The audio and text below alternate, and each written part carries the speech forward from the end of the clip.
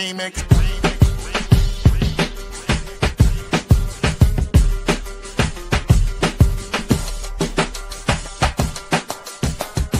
Remix. Remix. Remix.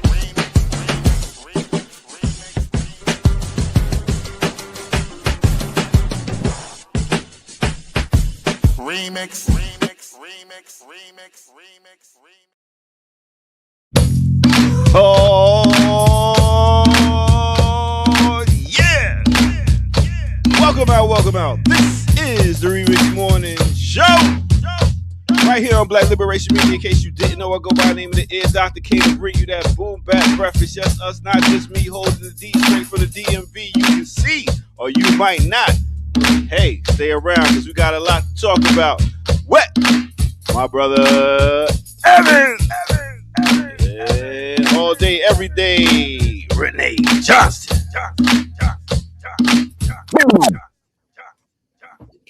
I got stuck on a word.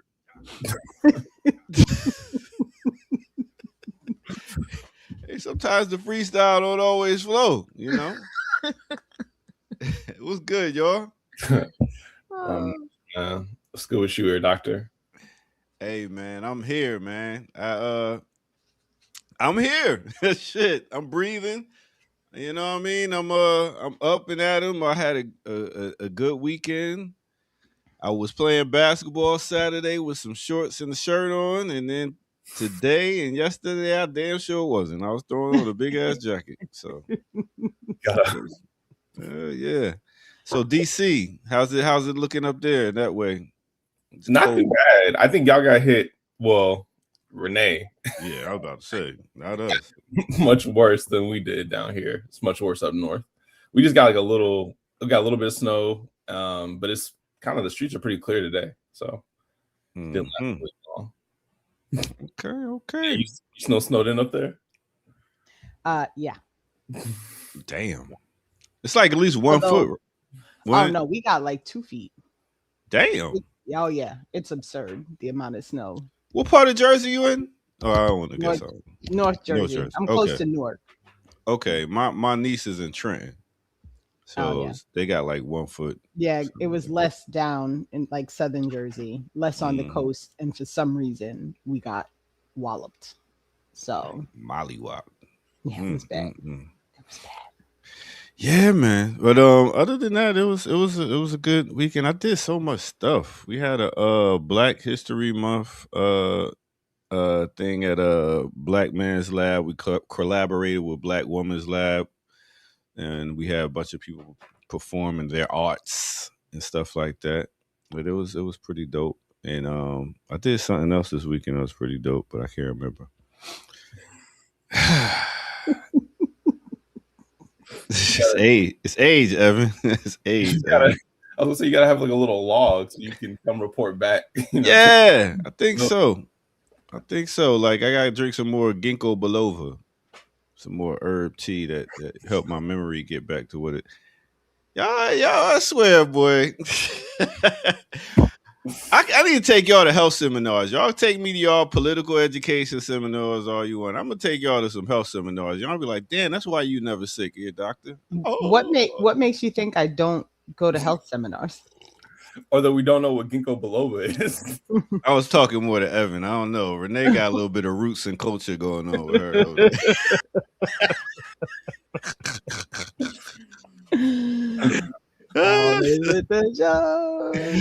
Nah, but real quick though, Art, I appreciate Art so much because Art be just showing up at the things. So he said, shout out to Renee from Saturday's to Green Party Zoom with Zab talking about Malcolm X, yesterday's remix with Andy Tondi and Ear Doctor. Now today, thank you for doing all the things. Thank you for showing up at all the things. Art. Thank you for showing up at all the things. But that talk on Saturday night went really well. So I appreciate the folks that came out. And what was y'all talking about? We were talking Malcolm X. We kind of talked through the lessons, the repeatable lessons that were real then when he said them, that are still real now. And we talked a little bit about like some of the things that we thought could change could have changed over time. Like, he really had a belief in like the international community coming together and like doing something. And as we've seen over the years, that this simply does not happen. See today, since people have flat out, like, for the most part, pretended like Cuba's not under attack. Like, we're just, I was about to say, what was the most relevant message from Malcolm that deals with today right now? You know what's so funny is we had that conversation about could you pick one, and neither of us could pick one. So we talked about like the ballot and the bullet. We talked about Black misleadership. We talked about all, because they're all still relevant. So we had like an actual portion of the conversation was, could you narrow it down to one thing that you think like stands out? And neither one of us could narrow it down to one thing. That's funny. I did do a DJ for this sister Judge Penny Brown. She's going for Secretary of State here in Georgia, and a very powerful sister. I mean, and it was like we all felt what she was saying. She was working with people that we work with, and being able to get somebody that and can hold accountable and putting them into a seat and making sure they get in it. I think that still goes with the ballot of the bullet when it talks about vote, Definitely. especially on a local level. So Understanding policy, understanding the things that directly impact communities, all that stuff. And then what was good was during the day, we had Isam come on, and Isam is a Libyan PhD student at the University of Illinois whose study is on textbooks in Libya. And he told a fascinating story about tracking who was printing the textbooks and how that impacted the textbooks that were printed in Libya, because they were not printed in Libya, and how they changed over time. He was a wealth of information about Southeast Asian politics and just the whole thing, and North African politics and the Sahel. He was a wealth of information. It was a really good conversation. Yes, Judge Penny Reynolds Brown. She is a judge also. She was a judge. She was a lawyer. She's a CEO. Has done a lot of stuff. So yeah, good sister. Pastor too, boy. Reverend. I forgot Reverend too, boy. Boy, when you got that cadence and you know how to talk to a crowd and you got a story, like, they know how to. Is she really a TV judge though? I don't know. I don't know about a TV judge. I don't know about that. But yeah, but it was good. You're saying she's a real judge. She might also be a TV judge. Yeah, I don't know. But that I went to a DJ thing with 7 DJs. It was just playing random ass shit. I guess I wanted to go out and dance. I had my friend with me who was trying to go out and dance, and it wasn't playing danceable music. They was playing music for themselves. I was like, they should have stayed home. And how does that work with 7 DJs? Yeah, I was gonna say. I mean, they get like 45 minutes to 30 minutes a person to a set, rock and out. then it just rotates. Yeah. And it was. I'm glad she got in free. But anyway.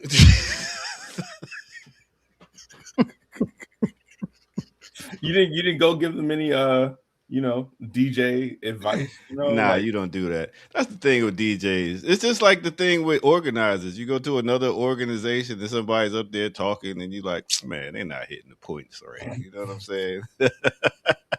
A lecturers or something like that, professors in your case, Renee, like, oh, come on, man. You could have hit this point and that point. But y'all do that all the time. Right? Yeah.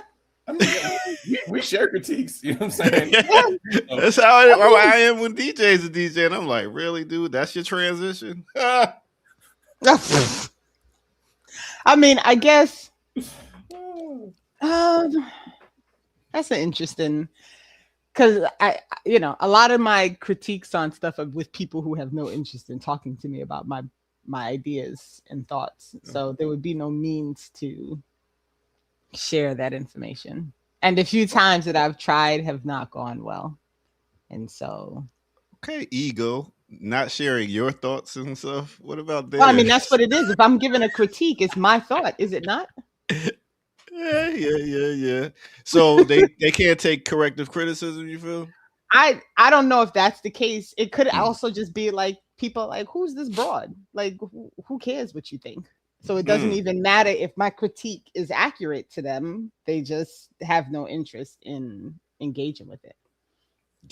Yeah, this young brother want me to hear his album, but I heard him rhyme already, and I was like, he ain't asked me. I think that's what it is, and I'm like, man, please don't. But I want to give him critique, but I could tell that it kind of maybe break him a little bit. He's not. I mean, but this is different because he's asking for it. I feel like if he's asking you to listen to this album, you can. That's like an opening at least to critique and give him some feedback. Maybe it's just like how you do that, or how you kind of, sandwich it. Oh, this was good. This was bad. This was good. Like somebody who's been on radio and is used to talking to people about their music. Kim Brown. Morning. What's up, Kim? How you? Well, it is cold. Yes. And you in that cold ass room. You got the heaters on in there? Ain't no heaters in here. Ain't no foot warmers. Better get that little radiator stop playing. I'm scared of space heaters. How come? Because they catch on fire. If you right there, they ain't gonna catch on fire. In this house for years. Every room. No, Damn near. No.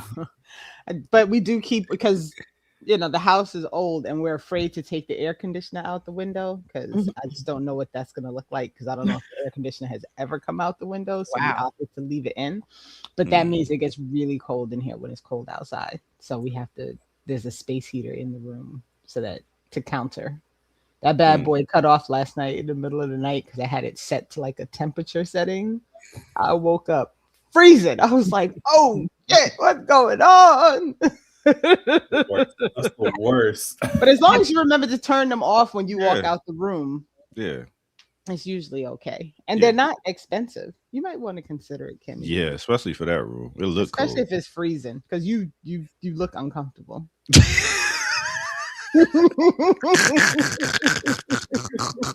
Feet frozen. Toesies is frozen. Listen, winter is always a reminder that I'm indeed African, because I'm like, this ain't natural. I'm not from here. I'm not from here. Obviously, how could I be from here? So when I suffer so greatly in the wintertime. So, Kim, we was talking about how we critique people in our fields. Like, do you the giggle? Do we critique?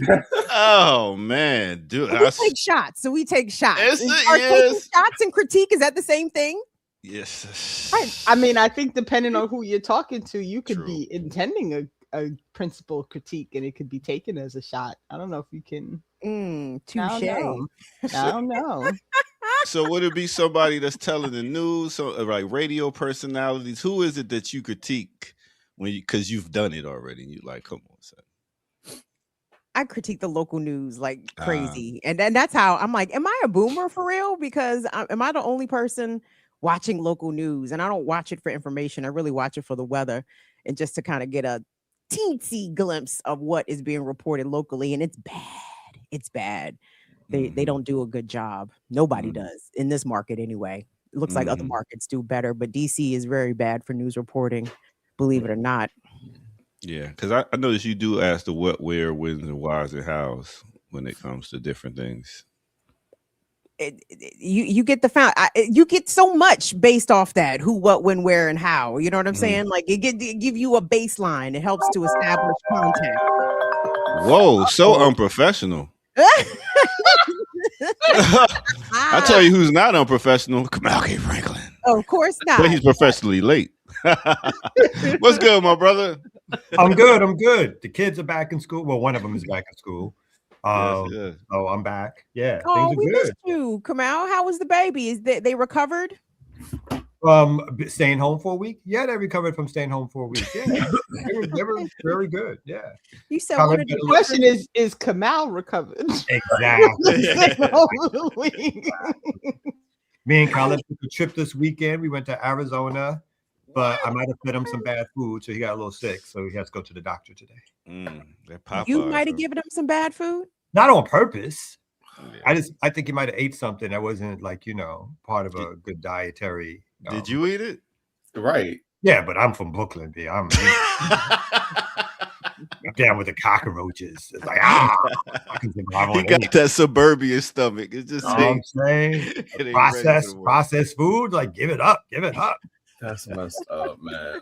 That's messed up. Trying to train them up for the apocalypse. Yo, so we was talking about critiquing people who was in your field. Kamal, when you see another speaker, what are your thoughts? Are you like, okay, Really not impressed? Mostly not impressed, Mostly right? not impressed. Yeah, not impressed. When people read from their phones, I'm not happy about it. I don't like it at all. I don't like it at all. Yeah. I can't remember. Kamal, do you have a poker face? I'm trying to. I think he does. Sometimes. It just depends. Because I don't. I've been called out for that, for not having, for like, I saw you smirking, or like you rolled your eyes. I was like, what? Oh, my bad. Ask the people why they watching you so damn close. Why you watching me, dog? Eyes ahead. Don't look at me. I feel like I manifesto in me, like raised in this, like he knows too much about me. He's like, I was raised on TV, like Swanson TV dinners was part of my job. Like the chicken that had the cranberry sauce. Yeah. You remember those? Yeah. Salisbury steak. Yeah.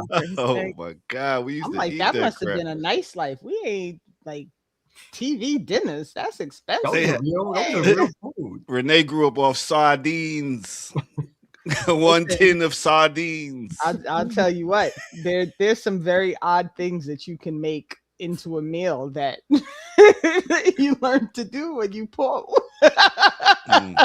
So I'm just saying. Our favorite pour TV meal. dinners were not on the list though, not in our house. Our favorite pour meal was rice and ketchup.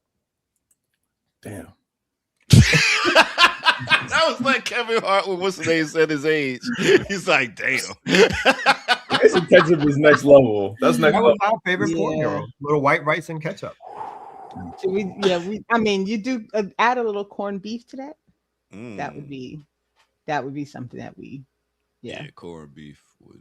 Yeah. I mean, listen, I look at corned beef now and I like wonder about what's the meat? Did you ever eat meat that is like locked in a can and can stay good for years? I just don't know if it's actually a good thing. Spam. Don't you remember we had a spam phase? Yeah, you had spam. Yeah. We Jamaicans did corned beef. Yeah. Vienna sausages. That's why so many of us have colorectal cancer under the age of 50. Look at Evan like, what the fuck was y'all eating back then? Right, Evan. They wasn't trying to kill us, Evan, as you hear, right? Listen, I get it. You know what I'm saying? I also experienced struggle meals myself. Just the ketchup and rice was like a next level. I had not. That one is less familiar to me. But what's your struggle meal, Evan? Like ramen noodles? I feel like ramen noodles for sure. I mean, I had TV dinners for sure. You know what I'm saying? Like I don't know. I grew up like money was tight. I was only child. Money was tight. needed to be able to prepare things at home myself. So TV. I do know about TV dinners. I'm not gonna fake. I'm not gonna front on that. Okay. Yeah. All right. So on a positive note, before we get to our news and stuff like that, could you name somebody that you have seen that you like? They're nice with it. A good speak. Oh, there's a few of them. Before we stopped being friends, Kiana is a good speaker. Oh, the sister with the Reverend. Throw that in. Well, I'm just saying though. He can't just give her props. I said lead with positive. My bad.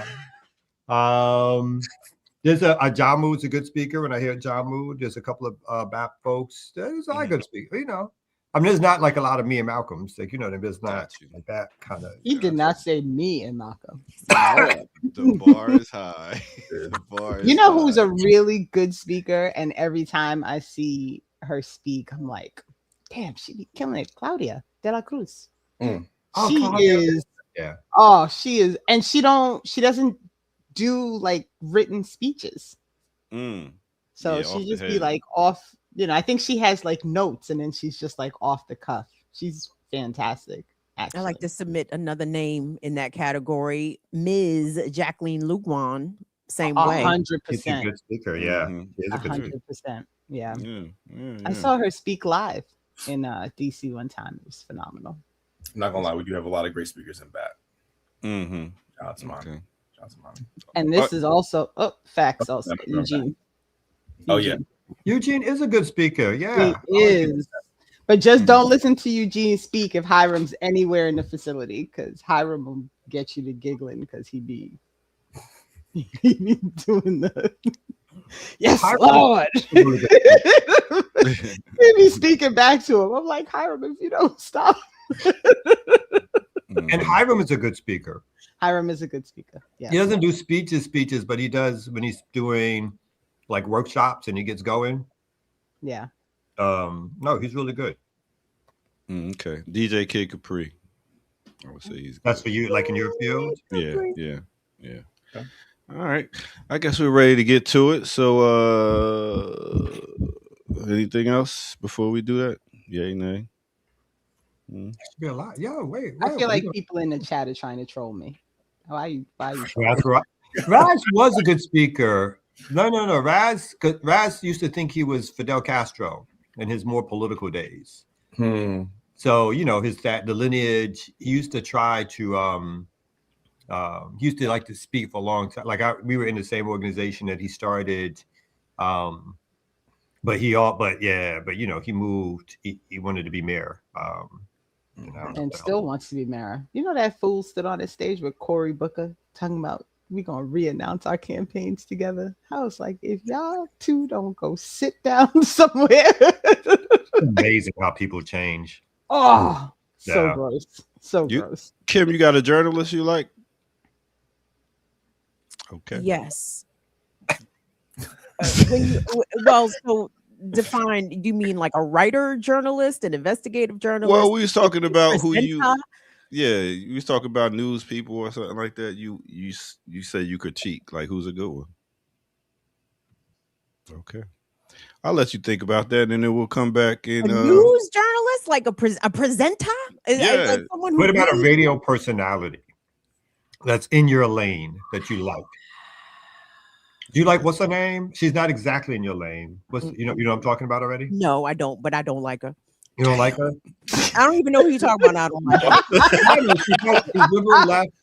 She used to be the communications director for Bernie Sanders. What's her name? Brianna. Brianna. Yeah, Brianna. Joy Gray. No, not Joy Gray.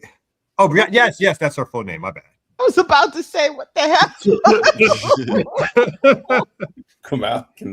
What's your critique on her, Kim? She seems to care more about what white people think than Mm. for my taste. You know what I'm saying? But I don't care what white people think. But there's a lot of, I don't know. So I'm trying to think anyone now Lee is trolling Kim. That is a troll. What did you say? Who? Joy Reid. Joy Reid. Joy Reid. Again, presenter is different to me than journalist. You know what I'm saying? And even different than radio personality. So even when I'm thinking about radio personalities, I have a tendency to go back to yesteryear. Locally in this market, Angela Stribling, Candy Shannon, just some incredible Black women who graced the airwaves that did not, in my opinion, don't get enough props and credit for their contribution. But it fell off. Like Black radio just fell off a cliff. I don't know what to say. Like it's a bunch of industry bops and nobody really willing to ask, in my opinion, good and tough questions, especially confronting issues of like misogyny and rape in our culture. I don't really hear it. I don't see them doing that, but I don't watch. So it's hard for me to actually critique. Yeah, radio is now podcasters. So it's like you got to see who's the best podcaster, who's unfiltered. I think that's the big thing about what you want to hear. You want to hear somebody who's unfiltered and not thinking about, ooh, can I say this, and just saying it. Is that correct? In part, yeah. And also to be a fair critic of the music, right? Like when I was exiting radio, it was at a period where you couldn't come on the radio and be like, damn, that song is terrible.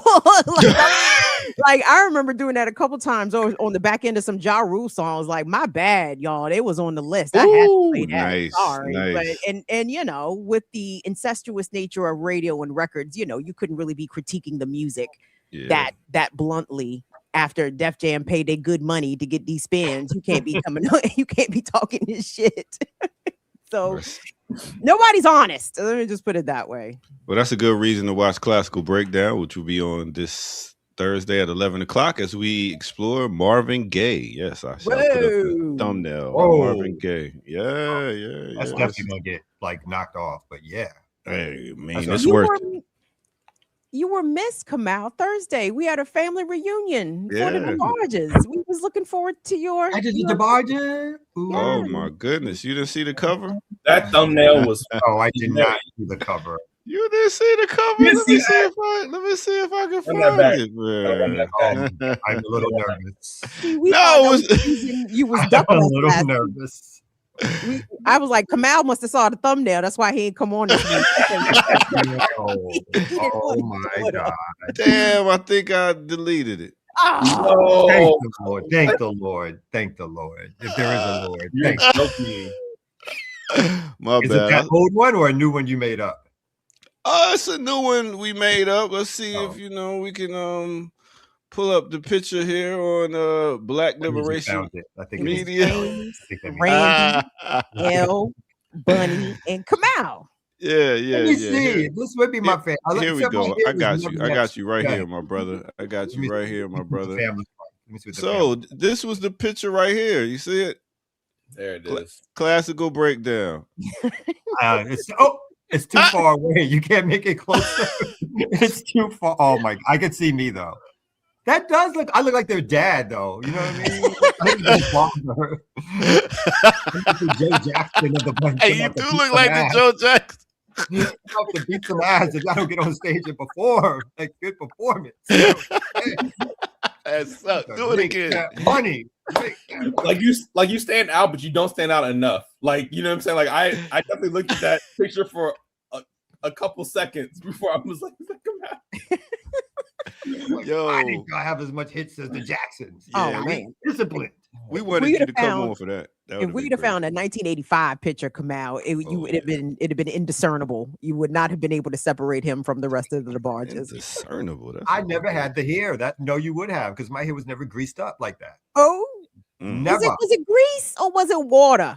Was it water and whatever product they used? I'm not saying I couldn't have got the product, but I'm just saying I never used product. Maybe to my detriment, but I never. You didn't never put no pink oil moisturizer with water in your hair, Kamal? No. Or Blue Magic with water? What's the name of those? How old I am is that the only product I ever used was Afro Sheen. That's how old I am. Yeah, I remember the spray bottle. Yeah, spray bottle Afro Sheen. Yeah, exactly. Yeah.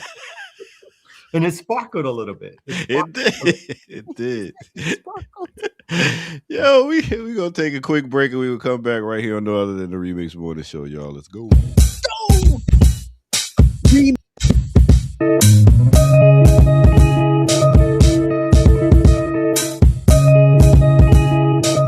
How you gonna face it? You addicted to love. What's good, y'all? Welcome out to the Remix Morning Show. I go by the name of the Ear Doctor. Thank y'all for tuning in and having a great time with us on this, what day is it? Tuesday, the 24th of February. Happy Black History Month as we continue to do it, because we do it every day, every year. All right, boom. Let's talk about how cold it is. Yo, it's like 22 degrees here in Atlanta this morning, but it's going to get to a high of 52. How the hell we go from 30 degrees? It's crazy. Anyway, DC got a high of only 40 degrees. Chicago, they're looking at a high of 36 degrees. Very cold there too. Houston, 71. Take me to Houston already. I was out, like I said, I was playing basketball Saturday. It was 70-some degrees here. Crazy. Honolulu, Hawaii, 72 degrees also. Last but not least, let's take you to the motherland, no other land. Kanye, Botswana. Yes, they have a high of 79 degrees. Nice and hot. But I'll tell you what else was pretty hot.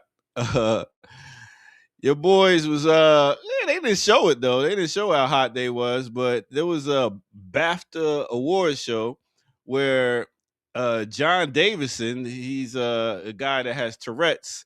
Michael B. Jordan and Delroy Lindo was on stage presenting for Sinners, and out of nowhere, he's like, niggas, real quick, and they was like, oh word, let's keep it moving. So that happened, and then he apologized. He said, I got Tourette's and everything. But here's the wild thing about it all: like even after that happened, and BBC was able to air it with a delay. They were able to, let it stay in, and when he say nigga, but when the British actor said free Palestine, they were able to edit that out. But they didn't edit out when he said nigga. So, big up to BBC. With that said, let's get back to it right here on the Remix Morning Show. Yeah. Nigga. Said nigga. Yo, where the song at? Damn it, play. There we go.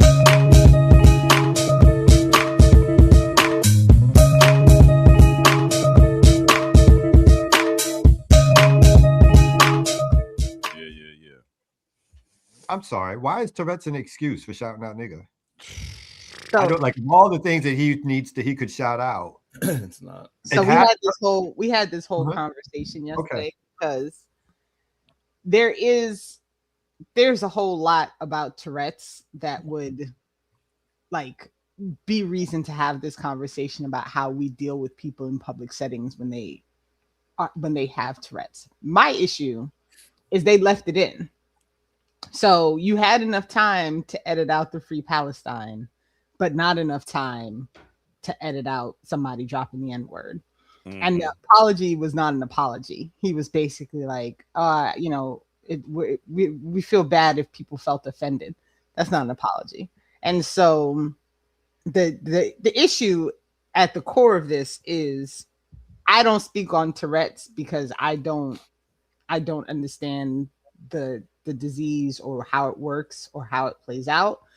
My issue is you have a guiding body of people who go on the attack all the time when people are doing things with regard to human rights and all of these things, but something like this you let slide. And so for me, this is the problem: is it went unchecked, it was allowed to move forward and be presented in a public setting, and they put out this fake ass apology that really wasn't an apology, but was what they wanted to be able to point to say that they tried to apologize. So it's ridiculous. So from the accounts of another Black attendee, I can't recall her name. I know her first name is Hannah, and I think she was part of the Sinners production crew. She indicated that it wasn't just the one time that this guy hollered out the N-word. It was actually a couple other times that he hollered out. Every time there was a Black person on stage. It just happened to happen. Nigga. It's wild how it works out that way, right? And the finger pointing at Black people is like, oh, y'all don't understand. Y'all not understanding this man's disability. Y'all are ableist. And it's like, if he knew that there was a possibility for that to happen, he should have asked for a better accommodation. And I agree, Renee, really the BBC needs to be held accountable here because they did have the opportunity to edit and they chose not to. Why? Because anti-Blackness and slurs against Black people, what's the big deal? Like, why are y'all so mad? He just called you a nigger twice and 3 times. That's your first time being called a nigger? What's the problem? Exactly. Y'all call yourself nigga all the time. Listen to your music. Like, you should be used to it by now. Yeah, I think that's the part that's kind of baffling. I totally agree with you, Kim. Like, so if you know that that's the possibility, and you know that you might shout that out when you see Black people,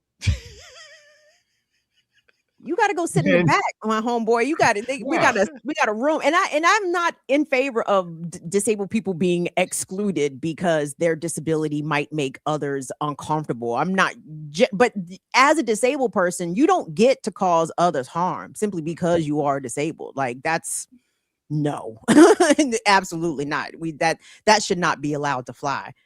And somebody was saying that he said other slurs also. It's like, okay. Yeah.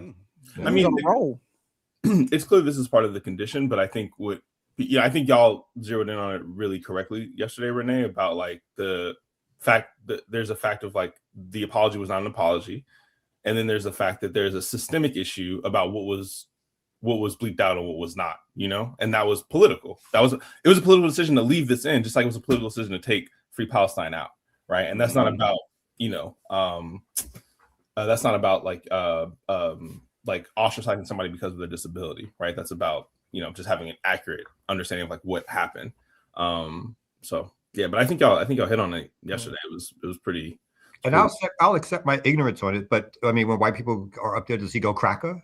That's what I was just about. I mean, does it I don't like. That's what I'm trying to understand. Like, so I understand that there might be slurs that are thrown out as part of the English language, but it also feels like it's part of a societal learning that maybe is part of what the disease is, because it's automatic for maybe certain racial groups because that's what somebody's been around. But it doesn't feel like I don't know if I've heard of the cases of Tourette's, and I could be wrong, and I'm willing to admit that, whatever. Of like someone like I don't think I've heard the cases where like in the audience today, as a white person was giving a reward, somebody with Tourette's started shouting "cracker" uncontrollably at them, whatever like that. You know what I mean? Like I don't hear. I've heard this kind of thing before about Tourette's, like someone shouting "nigga" and all that kind of stuff. But I've never heard sort of the opposite of somebody shouting out "cracker, cracker, cracker" or whatever word would be. So that's the part of it that's a little bit like, oh, that seems weird to me. It almost sounds like you're able to unfilter your thoughts. Like Tourette's makes you, whatever you're thinking, you can't filter it. It just comes out and you say it. Because that's the only thing I can think of. It's like, this is how I really feel when you see. It's slightly different from that based on what I understand. But Jumaane Williams, who's the public advocate, I hope I'm not jacking up his position, in New York City, has Tourette's. And he is a Black man with Tourette's. And he has always, for a long time, because he was trying to, whatever training he was doing on himself, his Tourette's presented as a stutter because he was trying, like he would have to work really hard to not say things out loud. And I understand that he was going to release a statement in response to what happened.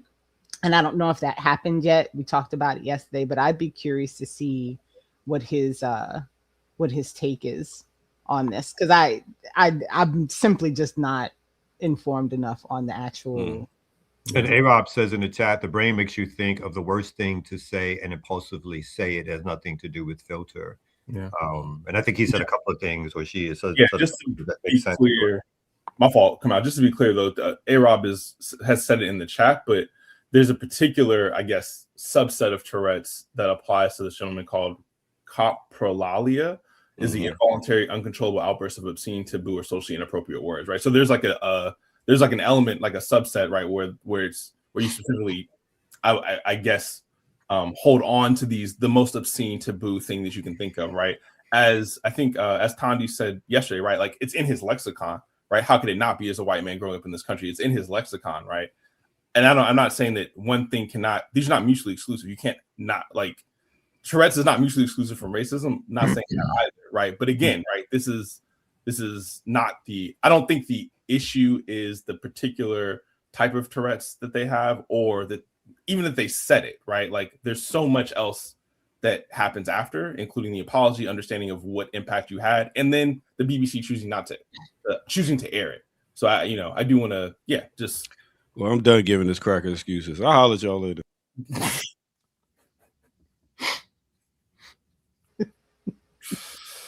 I mean, well, Jumaane Williams did release a statement, but it's over 2 minutes long, and I haven't listened to it yet, so I'm not going to put y'all through it. But maybe during a break, I'll try and listen to it, and I'll I'll circle back and let y'all know if it's something we should share further. I'm thinking of the number of racist crackers that are going to try to use Tourette's as an excuse to call black people niggas, and how many people are going to get punched in the face, as they should be, by the I way. feel like enough people don't get punched in the face. That's my issue. That's y'all not raising y'all children to punch these kids in the face when they kids, Renee. I don't know what makes you think mine hasn't done it already, but You're right. Let me hush. I don't know how you raising that boy over there. You probably taught him young. Somebody, yes. yeah. But you know, some of these new bougie parents, well, we don't want you to get in trouble, and it's just a word. Don't let anybody get you out of your element. It's just a word. You can't shit. That was the only time black parents gave us carte blanche. you got the green light. Let one of them little crackers call you a nigga. Punch him right in the face. Someone said when he met the queen, he did call her A nigger? queen and bitch. Yeah, he did not. He didn't call her a nigger. He called her a bitch and fucking queen. So I don't know. Like I guess it's what would be considered offensively appropriate statements for whatever person he's coming, but never again cracker for white people or whatever. But again, within the syndrome, it sounds like you can target women, blacks, whatever, because of society.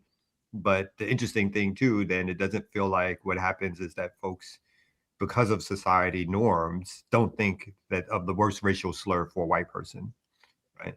And I just don't hear that happening. So that's the interesting thing to me, that it could be because these are what the filters are that people filters get in. But it's also interesting that one filter seems not to be considered so offensive that they would throw something out there that's supposed to be a quote unquote white slur or whatever. At least again, to my knowledge, you know.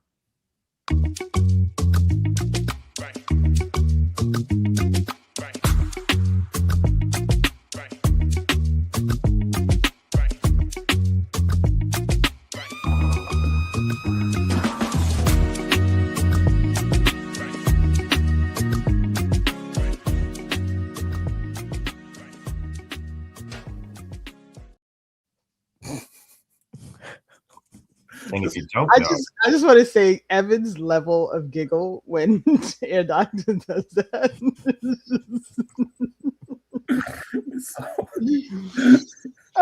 It's so abrupt, and I'm never ready for it when it happens. he's like, I'm done. He's like, you're done, and I'm done. Welcome all. It's the Remix Morning Show, Tuesday edition, exclusively on Black Liberation Media. We're so glad you guys made the time to hang out with us this morning. Look at this full slate of shining, glowing faces. Let's start with Brother Evan, bringing up the youths. Renee, also kicking the truth to the young black youth. Kamal, fathering the truth to the young black youth. I'm Kim. I'm child free. I ain't teaching nobody nothing. Ear Doctor is in the cut, also kicking the truth to the young black youth. And we appreciate y'all remixers making some time to hang out with us. Please like the video, engage with us, subscribe to us, support us. Black Liberation Media, blkliberationmedia.org, or please go visit us at Patreon, where we do try to provide some additional content, exclusive content for our dedicated and very generous patrons. So please go over there and get with the cool kids. We appreciate it. Thanks so much. We've got news and information here to bring you from the Negro perspective. I'm sorry, Black perspective. We also have a guest. What's up, little homie? Khaled has joined us for a few. Peace, young brother, young lion. Caleb, how you feel? Good. Good. Did you enjoy your trip with your dad to Arizona? Yes. Did you see anything cool? He gave me food poisoning. Here, let's get rid of him. Let's go. You know, he would step across the line. Habitually, he's a habitual line stepper. Oh, and he's going to be a greater habitual line stepper than his father. Trust you me. You wait till Caleb gets grown. But yeah, oh, well, I'm sorry your dad gave you food poisoning. I hope you told your mom. Did you tell your mom on him? Yes. Okay, good. He get in trouble? Nah, that's okay. You don't have to tell us that. I'm tired to yell at him. Oh.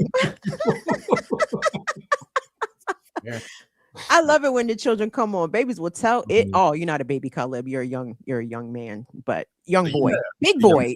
a boy, a growing, Where do we adolescent? put you? Adolescent? No, preteen, not preteen yet at 10, right? No. No. Definitely not adolescent at 10.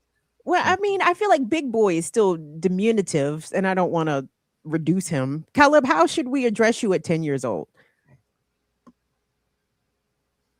You're going to be I don't know. You know, he's like, I don't Okay. know. Well, that's okay. We'll figure it out. We'll work through it together. But it's good to see you, though. How about Khalib? Well, Caleb, yeah, but you know, I'm Cool, an elder, so I have a tendency to go young men. You know, always a boy. You know, I don't know. I don't want to make him bigger than what he is. Anyway, whatever. But good to see you, Caleb. Good to see you out here recovering, in spite of your father's efforts. It was a boys' trip, man. It was a trip, B. You know, you got to eat bad food. You know what I'm saying? Have a little drinky drink at the bar. I do appreciate the father-son trip. I'd send yearly my son and child and husband off, and it's a nice bye. They go visit. Bye. They actually go to baseball games. They go to different areas of the nation and watch baseball. Oh, I love that. It's their yearly thing. I love that.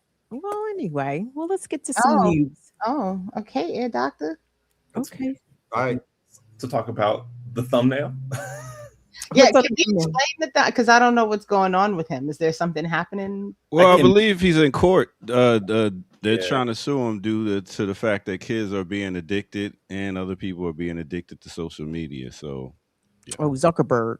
Yeah, I think he's in Who's court suing in Zuckerberg? California, I want to say. Yeah, it's a suit, I believe, brought by parents. Yeah. Don't be the lion. Yeah, parents of children who have been harmed, some who have, children who have harmed themselves, or experienced targeting, I guess, on the platform, or exacerbation of mental health issues on the platform.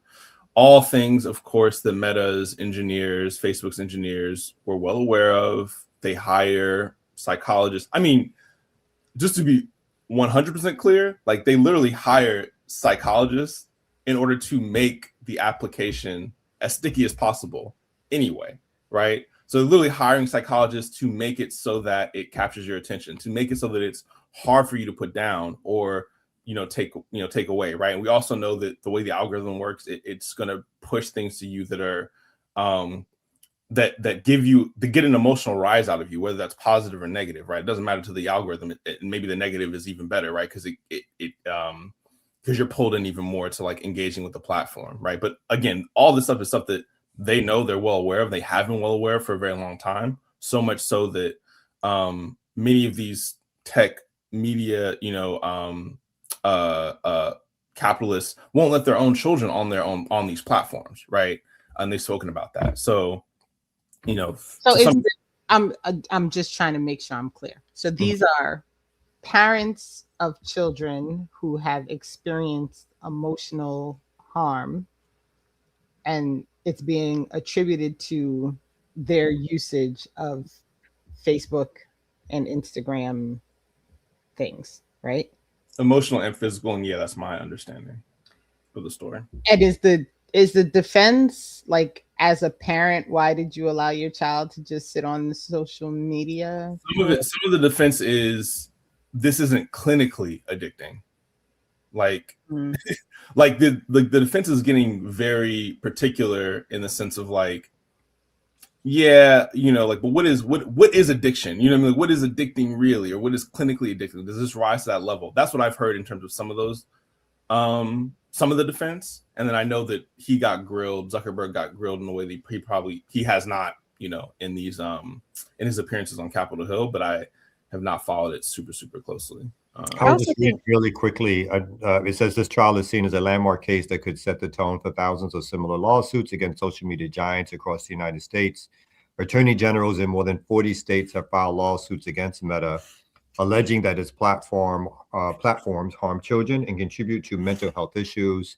Says the outcome of the case could have far-reaching implications for both the tech industry and how it approaches online safety for young users. I think one of the defenses that Facebook is also offering up in a one specific case, I think that's part of this larger, I'm not sure if this is a class action suit or what, but one of the parents of the victims who I think ended up taking her life, Facebook is trying to say that this child had other personal challenges going on in their life, and how can you attribute their unaliving of themselves to Facebook content exclusively when they had this going on and that going on, and it wasn't our fault, you know. And so that's part of what Zuckerberg and Facebook are raising as a defense. Like, the children that ended up committing self-harm did so because of other life circumstances not pertaining to the app. Mm-hmm.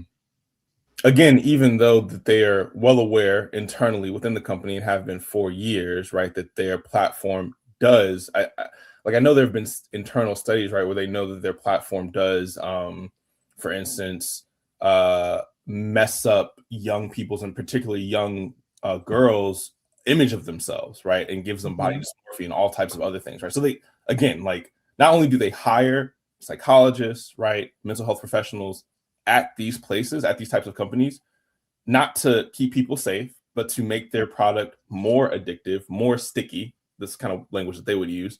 But they're aware of this. They're aware of these effects.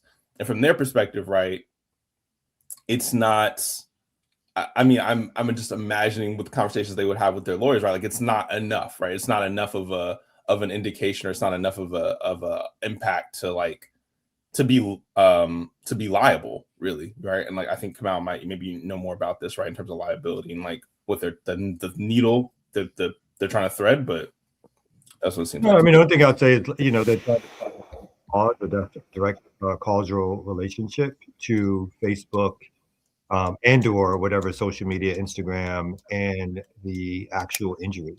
And so the lawyers will argue that, as you're stating, basically, that there could be other causes, that you can't say that the social media application in and of itself is the cause. I think the other thing that's interesting, like in the United States, again, there's very little regulation around these social media platforms, as opposed to places like Europe and other places, actually, China and other places, where there are far more restrictions, age restrictions, even time restrictions. Sometimes I think they put on them, and if they break them, they have real penalties that can be costly, and not just the sort of throwaway penalties that they have here. So I think that's also interesting in terms of what, you know, how we treat social media, and how we treat the possibilities of what the outcomes are when people start using them and get, you know, feel either pain or joy based on how many likes they get, or how many people follow their platform. So yeah, I think it's an interesting suit. I'm not sure where I stand on all of it, to be honest. I don't think I've evaluated enough, but I think it's interesting. There's one more element that I forgot when I heard about this, but there's also the element of, and some, like, this goes to, again, how a lot of this is structural, right? So, like, could be designed a different way, but the platform is choosing to not design it that way. So there's also an issue with adults who do not know young people being able to contact those young people, send them messages, right, and have, you know, essentially initiate or have inappropriate relationships with those young people. Right. Again, this is a structural thing, right? You could design the platform such that people who do not know a young person, right, cannot actually message them, right? But that's not what they're doing. So oh, go ahead, Renee. Sorry, so my concern with this is, I feel like it's almost missing, like, the thing that's the real core of the problem. Like, Facebook is the way it is because it is a capitalist project that's seeking to make a lot of money off of the people who participate in the process. And so this lawsuit is, for me, is problematic, because at the core, like, they'll be able to just pay the lawsuit in the end, and those people will go away with a little bit of money, and then Nothing will change about Facebook. So if we're really looking at fixing what the actual problem is with Facebook, the actual problem with Facebook is it's a monopoly working within a capitalist structure that doesn't really care about what it does to the people that utilize the platform, as long as it can retain your data and make money. And so, for me, like, these types of lawsuits that like scratch the surface of like the core issue, like, I would not be on board with this lawsuit, right? For multiple reasons, one of which being the person who is most in control of how much your child is on the internet is the parent. Right? Like, Nazareth did not get a phone until he was going into the 8th grade. And because we waited so long to give him a phone, he's not addicted to his phone. He's not on social media. He has no interest in social media. And it's in part because we waited so long to give him access to it.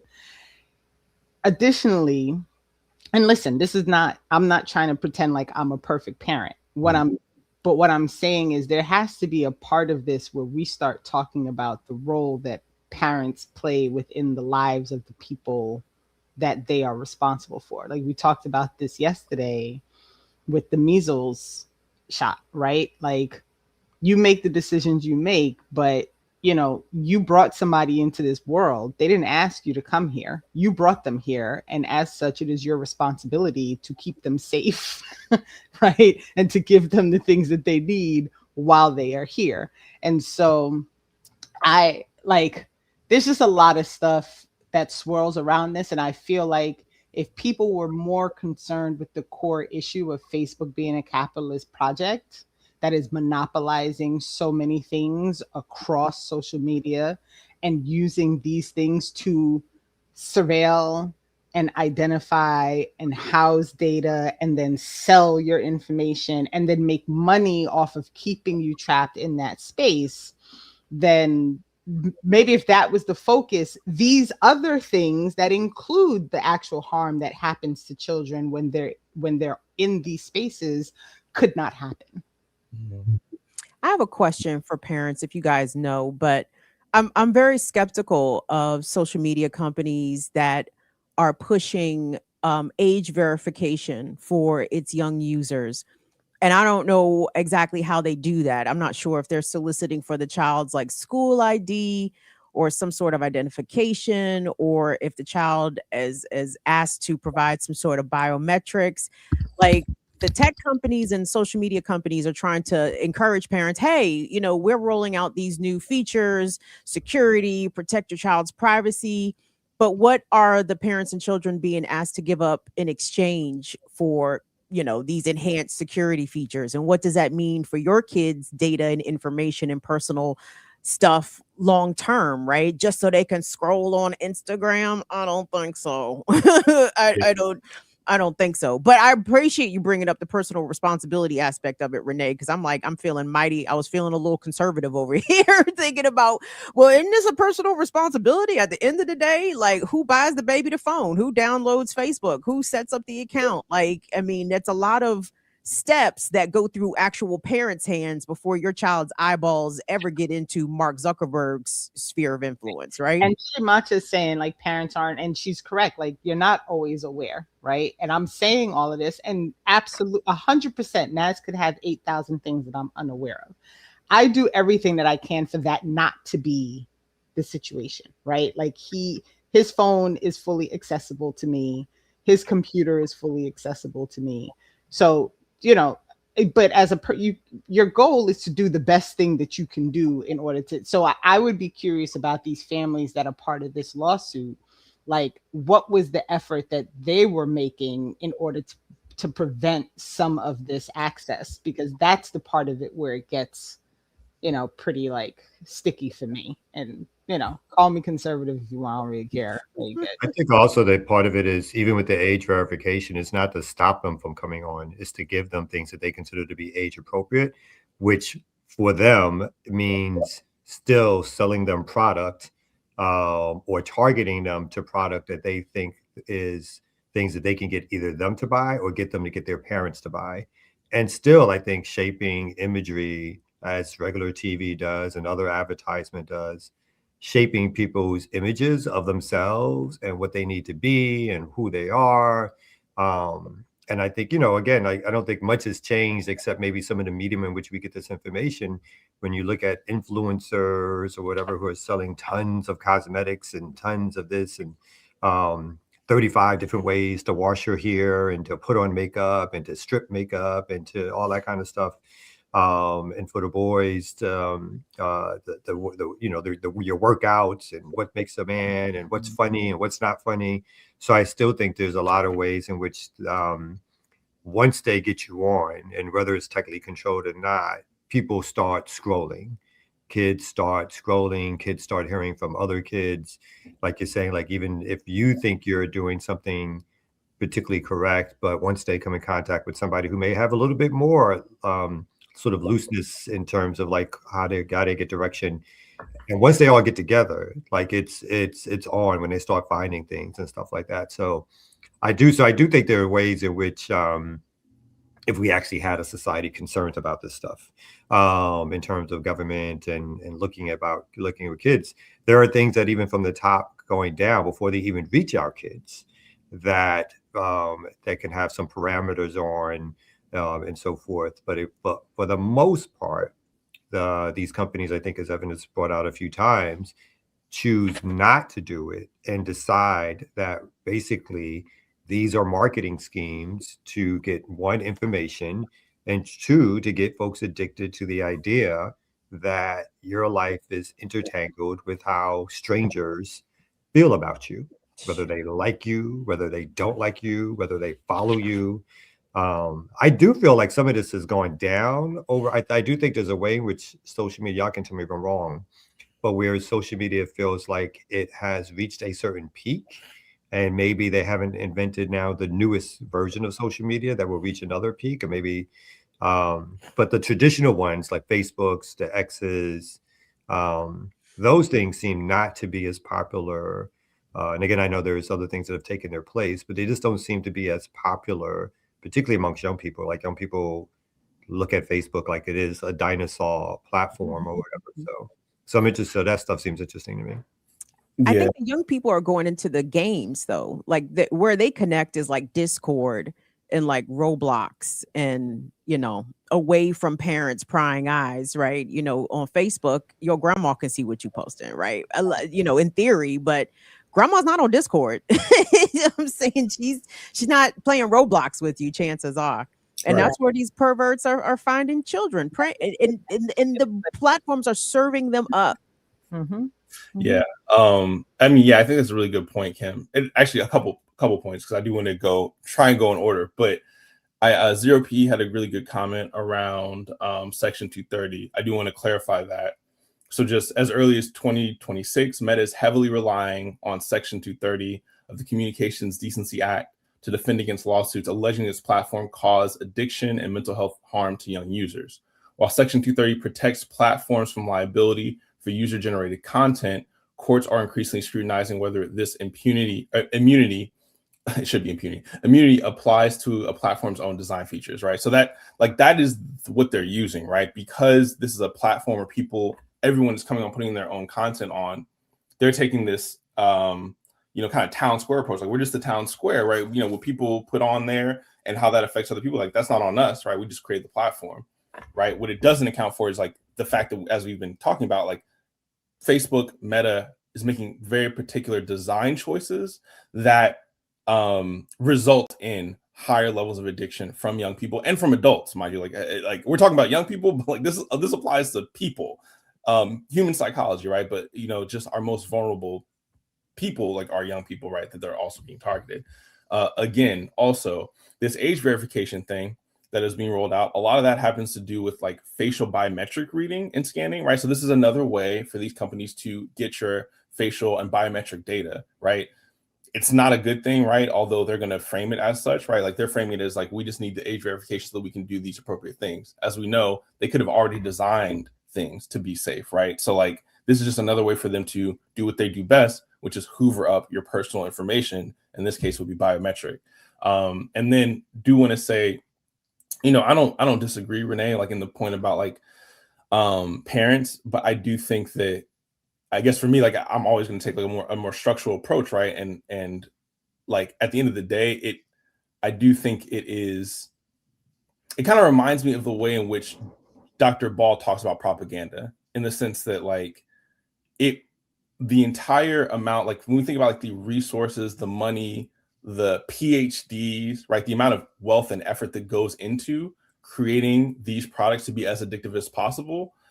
Like parents are not equipped to combat that in their own like personal decisions around what their child does, although they can exert those things, right? But I see the holes in which, you know, kid goes to school and then another kid has social media, right? And they can access things on their phone, right? My nephew also, we were very strict about him having social media, but he sees things on other kids' phones, right? So there's that as well.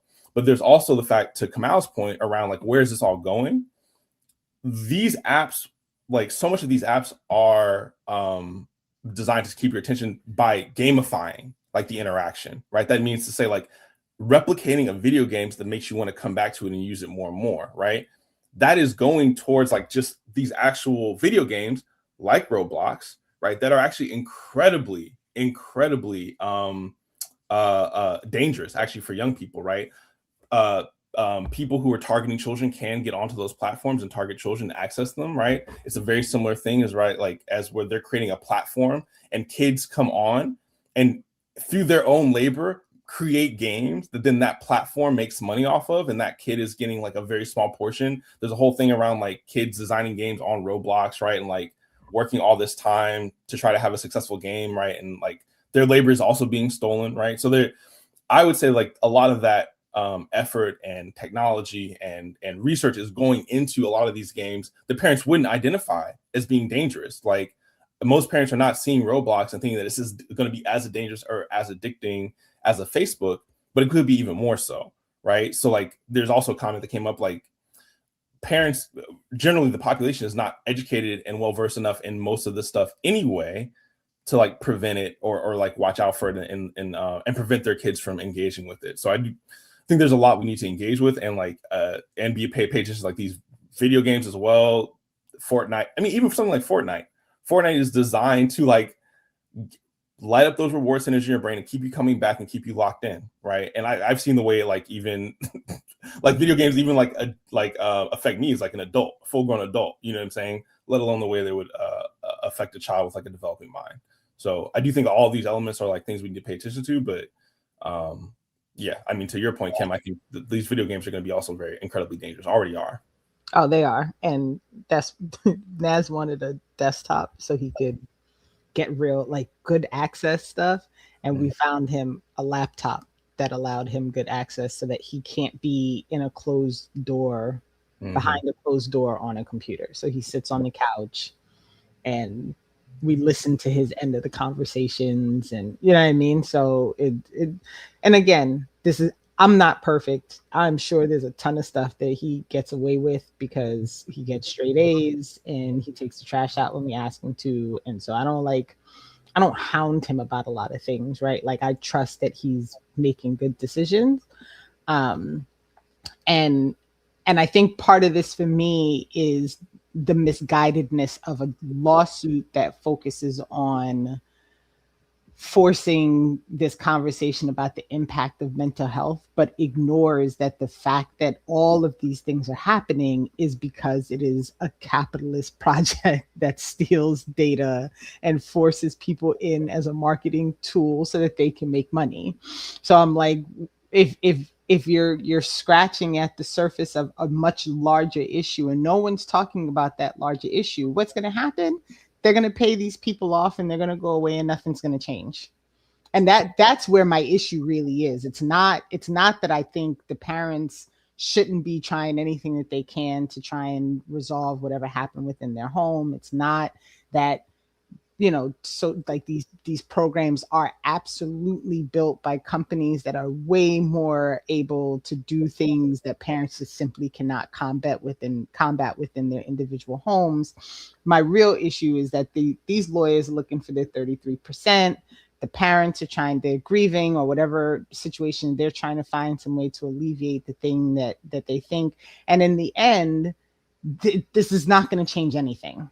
because at the core of it, the attack needs to be on the monopoly of the system that steals data based on making profit in a capitalist system. Like, that's what the problem is. And I just feel like that part of it, that like large scope, further up conversation very rarely happens when these things are going on. No, you're absolutely right, Renee. And like, I mean, to your point, right? Like that analysis would connect something like this, right, with these apps to something like commercials on television that were targeted towards children, right? Like, you're gonna tell me those are not also psychologically like manipulative, right? And they're designed to be, right?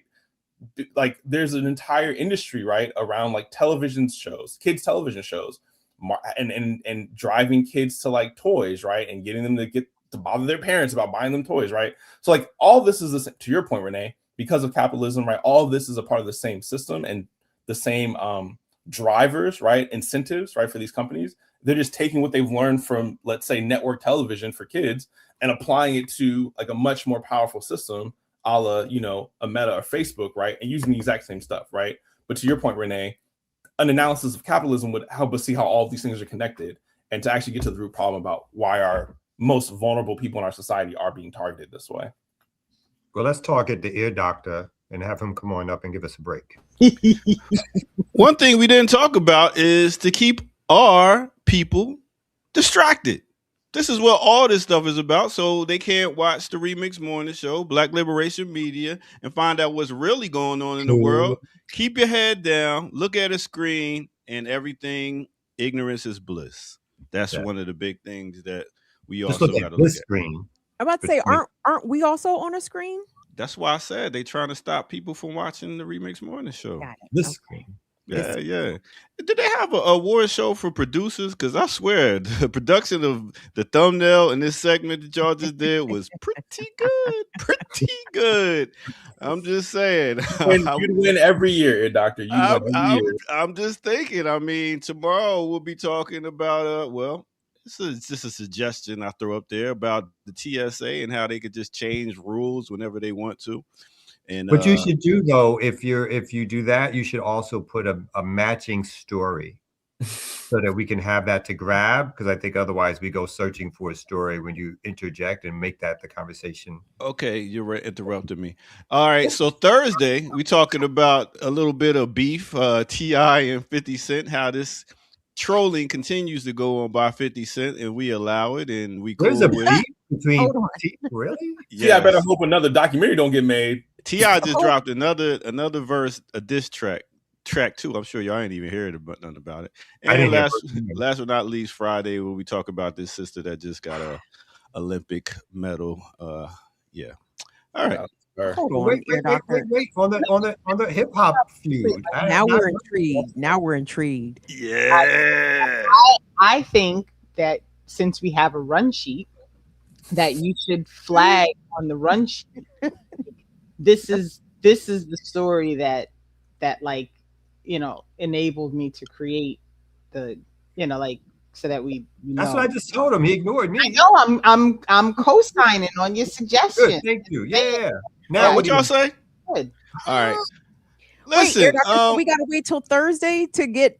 You guys tell us a little bit about the beef. About the T.I. 50 Cent beef. I am intrigued. I'm intrigued. Y'all might have to come back Thursday. We'll have some more information on it, and y'all should pay attention to the thumbnails. He's gonna drop a doc by Thursday, sir. I mean, he got those charges. Any of them? What happened to his charges?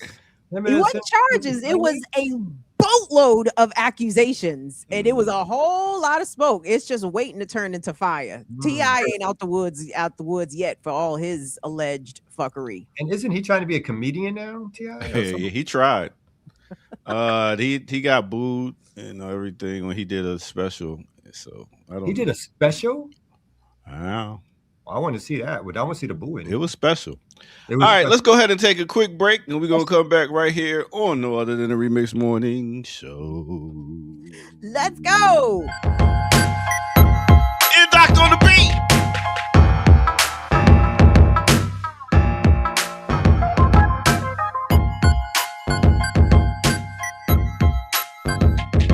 It's time for a remix on the remix. Let's get it.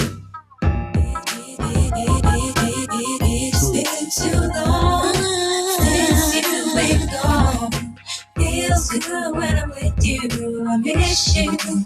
Come back home. I need your smile. And see you in a while. I'm so alone. I miss you. Come back home. It's been 2 sleepless nights, 3 lonely days since I last saw you. Now things just ain't the same. Whatever happened to the promise that we made? You never leave me. I'll never leave you. Now you're gone. It's been too long since you've been gone. It feels good when I'm with you. I miss you. All right, let me take you to a time and place. Let me take you back to the year of 19. Oh, let me stop that. The year of 1996. We're talking about with Monifa. Yes, off her album Moves Moments. Name of that song is I Miss You featuring Heavy D. R.I.P. to Heavy D. All right, hit that like button, subscribe if you're new to the channel. Go to patreon.com, become a member over there, get footage that's rare, donate where at blkliberationmedia.org. Go get you some swag, get flesh, get fly, and be that girl or that guy or whatever. All right, that's it. Let's get right to it. Right here on the Remix Morning Show.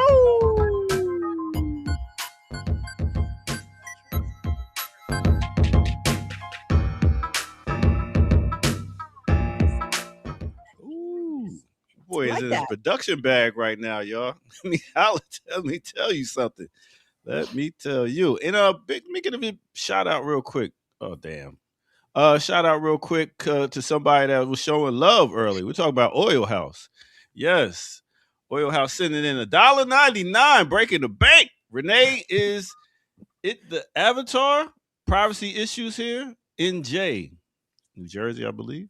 0 PE, $1.99 coming like, yo, I can topple that. Beanie Weenies, FTW. All right. For the win. For the win. Okay. What's Look Beanie at you. Weenies? Yeah. Beanie What Weenies? is it? Beanie Weenies. Was that about the food stuff earlier? Yeah, yeah, that was about the food stuff. I think like the Vienna sausages. What's Yeah, up with the $1.99s? I know. Can y'all throw some dollars this way? Talk about it. Talk about it, Reverend. Weeks. Do I have to start? I need to do it. Evan, do we need to start a feud or something? I don't know what's going on. I gotta get some beef going on. I don't understand. When you get some beef, it was like dollar after dollar after dollar started pouring in. Yeah. No beef. See, hey, that social media crowd. I think they were waiting for us to film our foot race to give us more money. Maybe that's. I got a beef, Evan. You know what? Y'all always coming for the defending the workers, but y'all never defend the person that gives the worker the job. You know what I'm saying? You gotta think about people like me. That's like, you know, I hardly get sleep thinking, damn, if I don't keep this business going, I can't feed all my employees. You know what I'm saying? We always say the worker. What about the employer? Like the job creator. Job creator. Yes. We have a lot of stuff that we have to deal with day and night while you get to enjoy your weekend sometimes. We're still working. We're still thinking about how we can take this business to the next level. But no. Stop talking. Before you reply, let me just apologize. Z, I know you give money a lot, my man. So let me just say that I wasn't shade on your $1.99. You keep giving that $1.99 whenever you can, whatever. That's shade on the other people who did not give. Go ahead. Now you can start beefing with them. I just didn't want to miss that. Go ahead. So what is it about employers? Is it the fact that you never employ people that you can't? Like he's never been on the show for 5 years. It's like he's not been here for 5 years. Listen, I have learned not. Wait a minute, Evan. We're trying to get a beef. Don't engage, Evan. We have learned. Engage, Evan. No, get him, Evan. No, because this is what he does. He gets you irritated by asking you questions that he knows the answer to, just so he can go off camera and giggle because he got giggle. Oh damn! What happened? Wow. So we're not doing that. You gotta stop playing with Renee here, Doctor. Renee got some height on you. I would oh man, listen, Renee can't outrun me. I'll tell you, I'll punch people and run. They can't catch me. But listen, I'm gonna catch you and pick you up and bring you back to Renee. Oh shit! Not Oh damn. Grab you by a collar. Come on, little man. But that's usually what it is, and that's my beef. Like, you ain't been an employer, but y'all be dissing the employer, and I get a little like, damn, y'all never was brave enough to come out here and be like, yo, I'm going to try to do something. Y'all is doing a lot of work. Yeah, yo, you got to be a risk taker to put out here and put money behind yourself, and then What makes you think that no one on this screen? I was talking to Evan. People. What makes you think Evan? How do you know that Evan's never employed another? Let Evan talk. But you didn't ask the question first. You made a lot of assumptions. You didn't even ask the question. Let Evan talk. What you think, Evan? What you got to say to all this? I mean, I feel like we need a 101 again. As your questions always give us a chance to illuminate your doctor, you've given us opportunity to do a 101. So let's do a 101. All right. Employer, right? Worker employer. As a worker, you go to work, right? You work your butt off for 8 hours, let's say, right?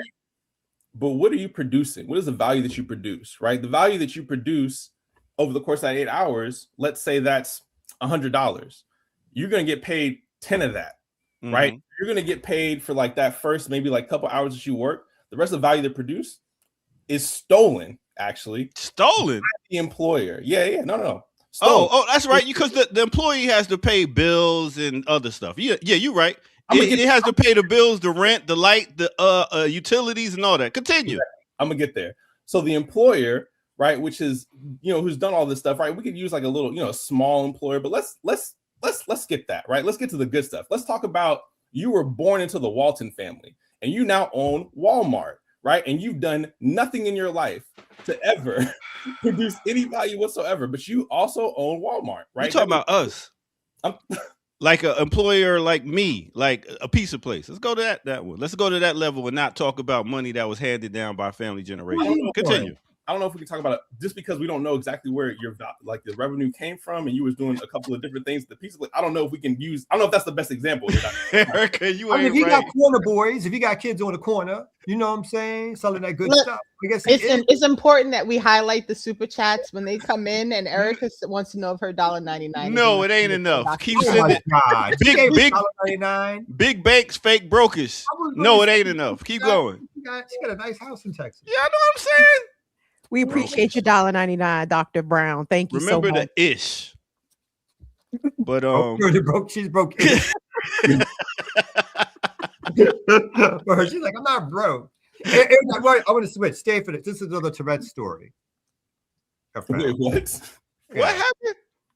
I'm skipping your conversation. This is another Tourette story. Wait a minute. We're back to the. Wait, did you just find one? Are you pulling something from the run sheet, or you just? Oh no, it's the run story. It's not Tourette's, but it is Tourette's. I just think this. We was getting over 300 views. Thanks, Commander. It wasn't going to last. People were going to.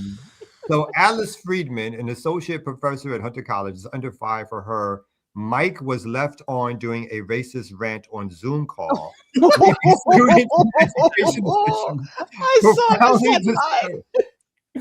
I've not seen this. Okay, y'all ready for it? No, I'm not ready for it, but play it. I don't know what's going to happen. I've not seen. This was on the run sheet. This is brought to us by Dr. Erica Brown. On Friday.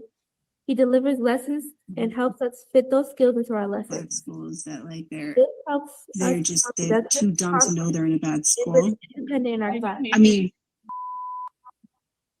apparently Martin Luther King said it. Like if you train a Black person well enough, they'll know to use the back. You don't have to tell them anymore. Allison Friedman, what you're saying is absolutely hearable here. You've got to stop.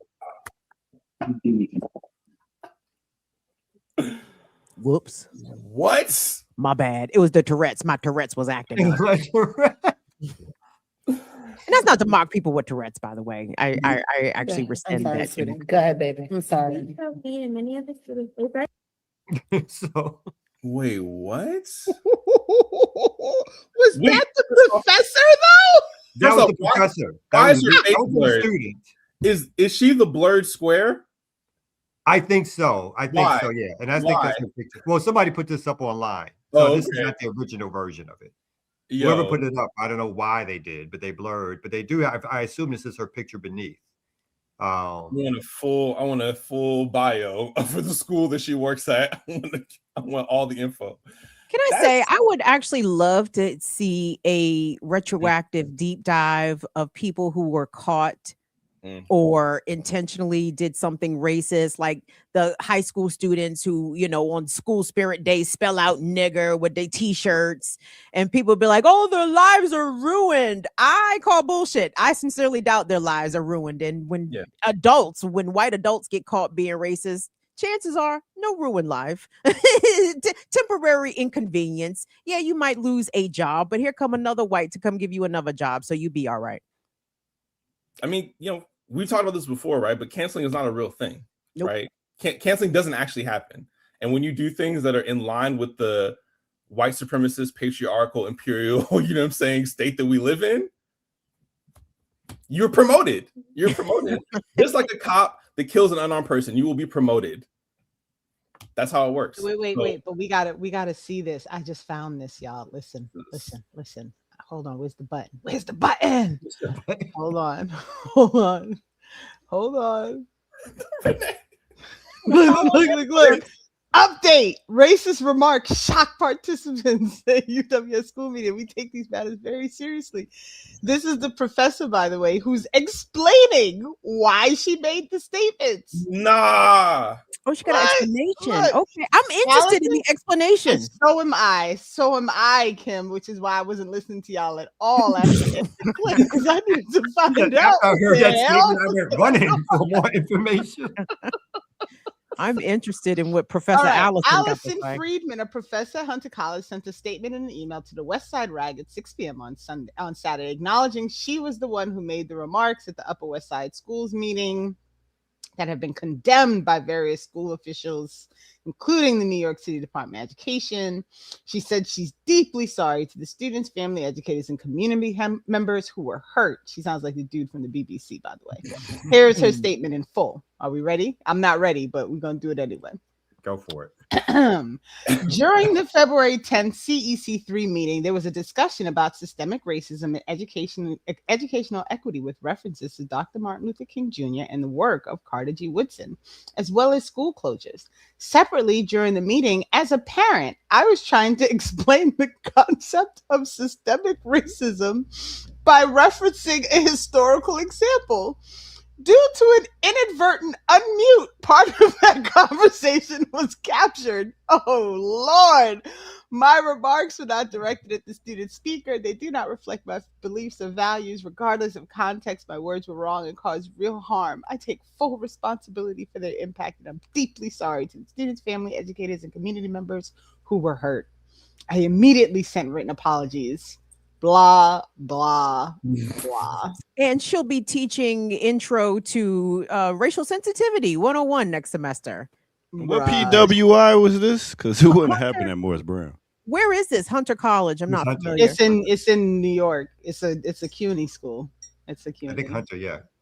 She'll be hired by Trump to work in the education department. So the funny part of this is like this whole, it was an inadvertent, you only caught part of the conversation. She was talking for so long before she got out of control and people were like, oh, we gotta shut this down.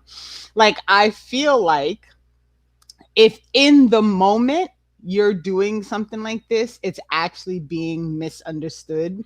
Like in that moment, you say, I'm really sorry, you all. I was trying to explain to my child what systemic racism is. I hit the unmute button. You're catching a part of what I'm saying. I'm really, really sorry. I was trying to show it. Even like at least you would do that, because in the moment you recognize how racist you sound. Right. And that it was actually inadvertent because people are only catching part of your conversation. The fact that she had to sit and write a letter and come up with an excuse, and this was the excuse, man, listen, look, Does she still have a job? Is she still employed at Hunter College? Of course she does, because what she didn't say was free Palestine, so she's good. That's true. So nothing fireable. Exactly. Nothing fireable. Listen, we are exhausted from you whites. Do you understand? We are tired. You call us nigger in the middle of a goddamn award show and expect us just to shrug the shit off. Oh, no big deal. We hear nigger all the time. You hear all this racist rhetoric being spewed by a professor while a black student is talking. Oh, it was just a mistake. I was explaining how real racism works to somebody else. We are so fucking tired of white people and they shenanigans and they bullshit. What's the solution? I have a solution, but I'm not going to say it out loud. Did Trump make them comfortable to just say whatever? You think it was the Trump effect? No, I do think that's part of it. I think there's an openness like now. No, and again, I don't. The circumstances in which she was saying something, it seemed like she may have been saying something like, "What is systemic racism?" Quoting Carter G. Woodson was like, like you don't have to make a hole or a door in the back. We'll naturally go to it. I have no idea, but I do think the MAGA crowd and the opening up. I think it's a free fall for the whites. They think they feel like they're free to do what they want to say and do what they want to do. Because ultimately they know there's no consequence, right? Mm-hmm. What was it? The Republican group chat was it New York? Well, it might have been New Yorker Republicans where their group chats were exposed and how they're pro-Hitler and anti-Semitic and monkeys and niggas and all that. And JD Vance was like, but they're just kids, but they're 35. What are you talking about?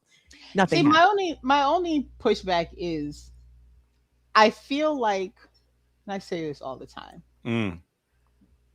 the same people who were calling me N-word 20, 30 years ago are still doing it, right? And so I always wonder, is it feel like it's worse because the media and everybody are more willing to talk about it because Trump is the person who's in the administration, right? Like I'm still trying to navigate, like, is it actually more, or are we just being shown it more because people want people to be outraged about what the Trump administration is pushing and allowing so that we can all get fed back to the Democratic Party? Like, this is always my question. And I could be dead wrong about it, right? Like I've done no study, I've collected no data. I don't know statistically if things are worse, but I'm just saying, like, the dude in Grand Rapids, Michigan, who a couple of days ago was chased down on his bicycle and then got the dogs released on him and then was shot to death in his parking lot while his children watched out the window. Like, that's not Trump. Right. Right. Like, that's not Trump. And so this is my, I don't know. I'm trying to be cautious about it, Monty, because I understand, like, because that's not what I'm trying to say. I'm not trying to say there's no difference now. I'm trying to say, is it being presented more now in an attempt to make people feel like it's the administration that's making this happen? We have to go back to normal. I really don't know. I don't know. Because I do hear it always pushed, like, yeah, just because he's in there now, the Democrats is doing this. Like, it's always going back to, well, the Democrats did it too. But even if it's the media being affected, it's still the Trump effect that's got this media going and feeling comfortable to put it out there. I mean, wasn't there kind of more somewhat over, and talk about for our time, obviously not historically, but for our time, wasn't a little bit more overt racism coming out during Obama because it was a backlash to his election. So whites, let their hair down, so to speak, and would let shit fly. Either at the same rates or even more than what we've been under. I think that was the start of it, but I think we've reached the if it's a curve, a bell curve, let's say, I think we've reached the top of the curve. So I think everybody's right that racism obviously pre-exists Trump. But I do think the opening up of you have the actual vice president of the United States and the president talking about this as a white man's country, or white people don't need to be ashamed anymore, saying overtly racist things, again, putting the Obamas on, no matter what you think about the Obamas, putting them on as apes on his social media. There is an openness now that again, it's not like it's the first time in American history it's been like this, but it's the first time since a particular period where liberals one enough to make you feel a certain way as a public official to say certain things at certain ways at certain times. It feels like that era is gone, and whites at the top level of government, right, feel no recourse that can happen to them. They feel no reason whatsoever to shut down opinions, which I do think, again, gives a larger opening to the general white public. It doesn't mean that racism wasn't here before, but as we were saying, like, it means that people feel more emboldened to express their racism with the feeling that there will be less done to them. And again, thinking about social media, all these chats and all these places where these discussions are happening that we're not privy to. It's, again, it's a sizable amount of the population, the white population, that is exerting an overt racism that they feel there's no trouble for. Because again, at the top echelon of government, there's no more civil rights suits to stop overt racist acts from taking place or discrimination from happening. So again, I don't think it's I think the Democrats are pushing to say, oh my God, look how bad it is, and vote for us. But at the same time, I think it's also look how bad it is, because I think there is an opening to be racist and be white supremacist that is allowed, that was kind of like shut down for a little while. A little bit of a tamper was put on it. Whether or not that's a good thing or bad, it's another discussion. But I do think it's a little tamper that's been put on it. I wonder, is it a bell curve or is it like a mountainous region? Because I'm trying to think, like, if you were, well, I'm just trying, like, so I've been watching these documentaries because I was doing this research on this Malcolm X thing that we did, and watching the news approach white people on the street about the Civil Rights Act, right? And white people being totally comfortable saying, like, these black people shouldn't get anything, and blah, blah, blah, blah, blah, and Lyndon B. Johnson, and all the things, right? And so I wasn't alive then, right? And so I wonder sometimes, for people who were alive then, are they looking at us now and being like, y'all are wildin'. Do you know how fucking bad this was 70 years? Like, you are bugging with this idea. Like, oh, it's so bad. And again, I've done no data collection. But this is what I think. Like, are we just on a constant mountainous region of ebb and flow where sometimes, like, this is allowed to slide until somebody says, no, the Democrats have to bring it back to normal, and then it goes back? And I don't know the answer to the question, and I do apologize if it sounds like I'm being dismissive, because it's not my intention at all. I don't want people to feel like I'm like, it's not that bad, because I fully see it. I just don't know what is at the core of I'm always trying to dig to what's at the core of this. That's the thing. Like, we're so focused on the administration and Trump and JD Vance and all these things. Like, what's at the core of the problem that we're not getting to when we focus on that side of the issue?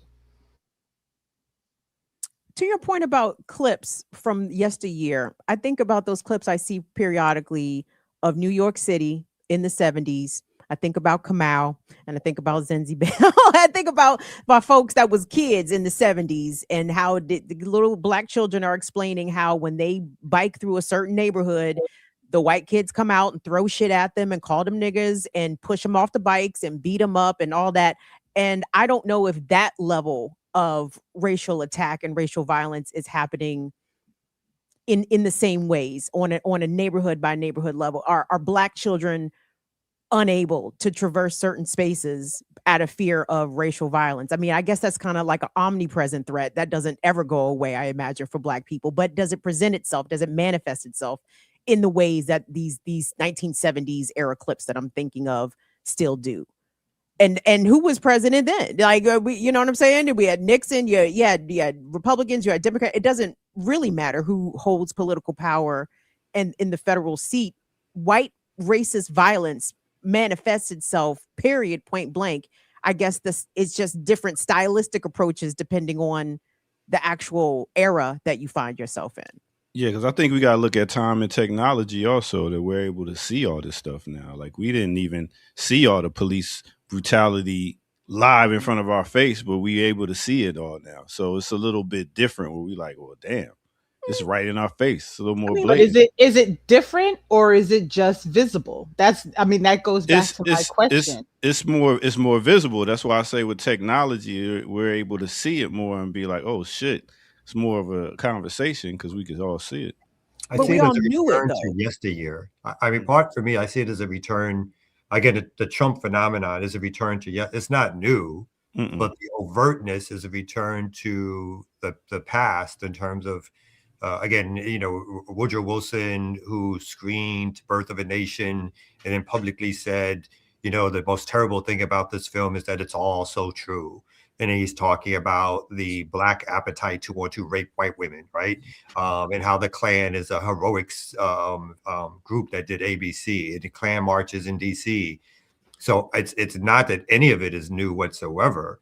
It's that there's a return to the overtness that at the top echelons of government, where they don't have to be, where they don't have to watch what they say. Or a lot of them don't have to watch what they say, which again, I think it gives more voice even to the ones who already are doing things, to feel like they can get away with more and more and more.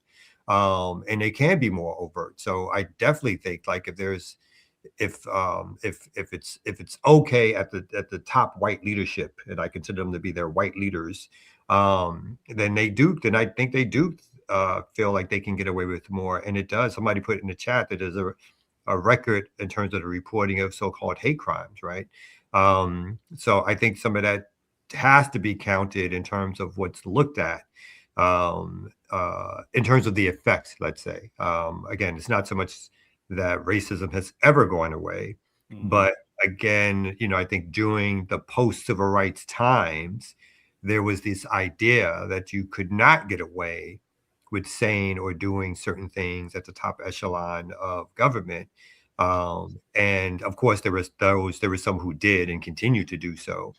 But I think the fact that now it is, again, completely wide open, right?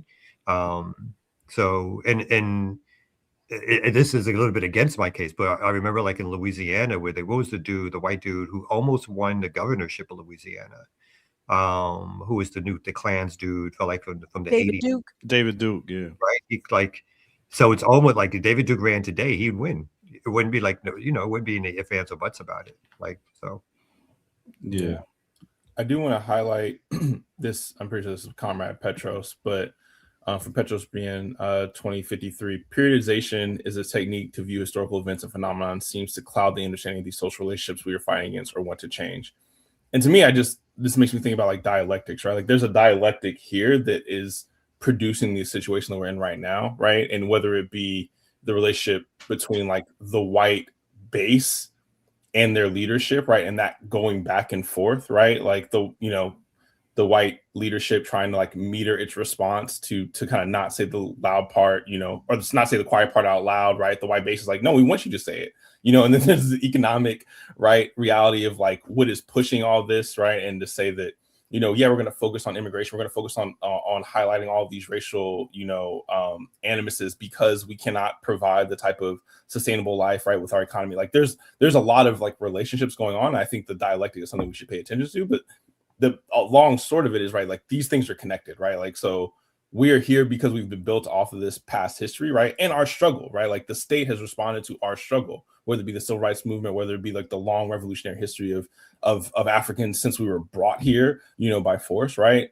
Like, that dialectic continues today, right? And I think this is just a part of it, right? So I don't know.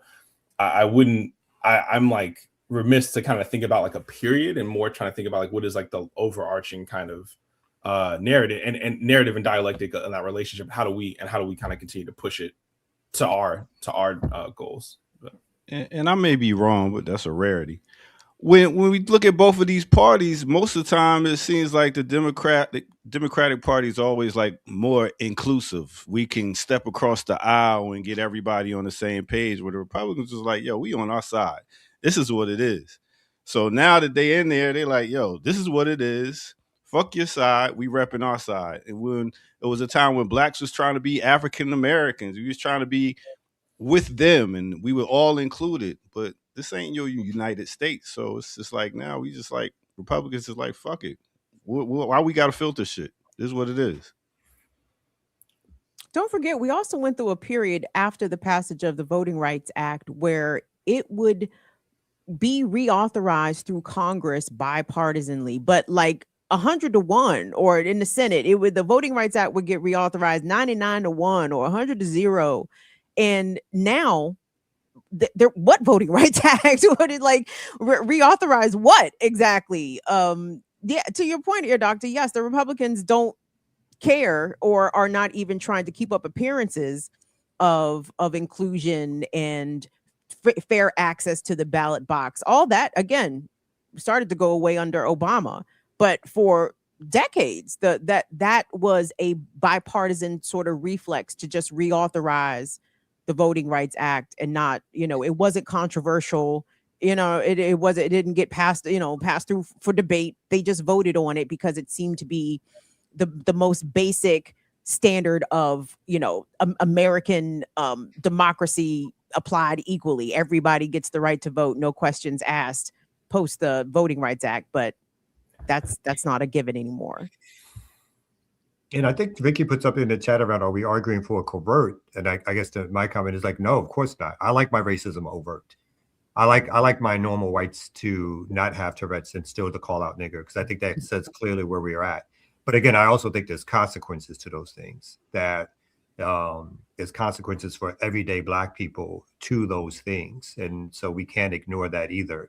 We can't just say that it's better for them to be overt without also realizing that, again, unless we're ready to lead a mass revolution or we're organizing people, there are everyday people who are dealing with the consequences of overt government policy and racism that we're not in a position to pick up the pieces, and or we're not doing a good enough job to convert those people who are experiencing this overt racism to be radicals or revolutionaries or organizers.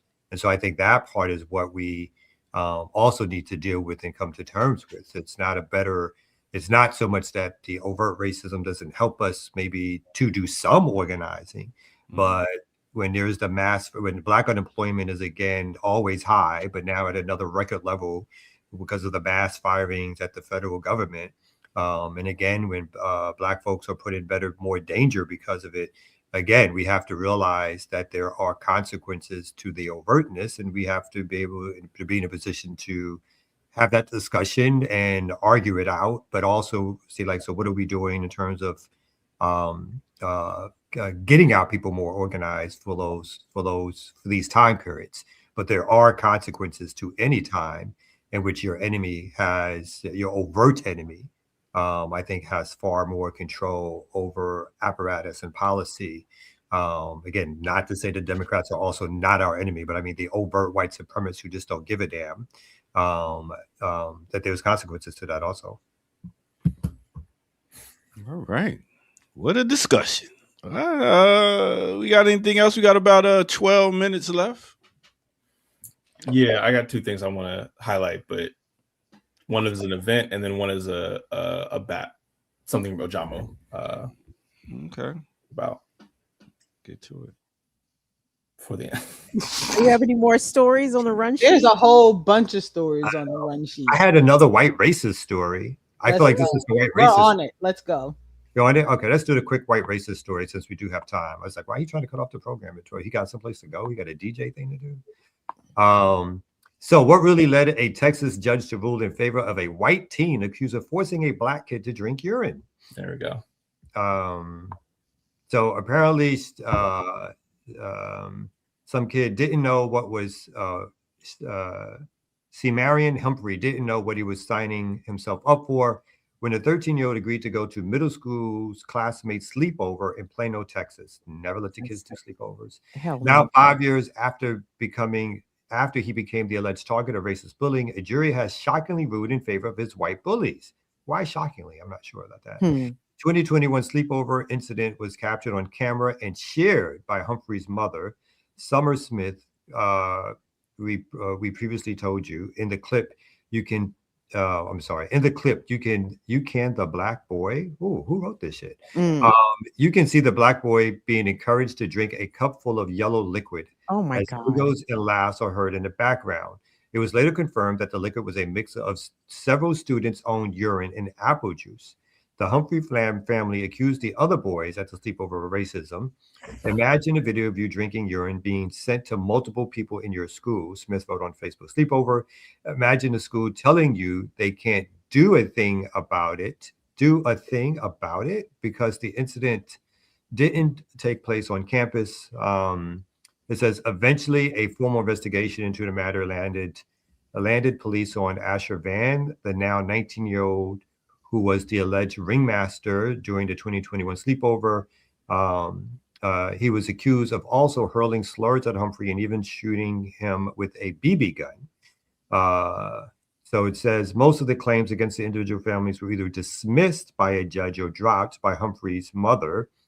A Texas jury ruled this month that the accusations against Van invaded the white teen's privacy and caused him emotional distress. Because of that, the judge has awarded him $3.2 million in attorney's fees and damages.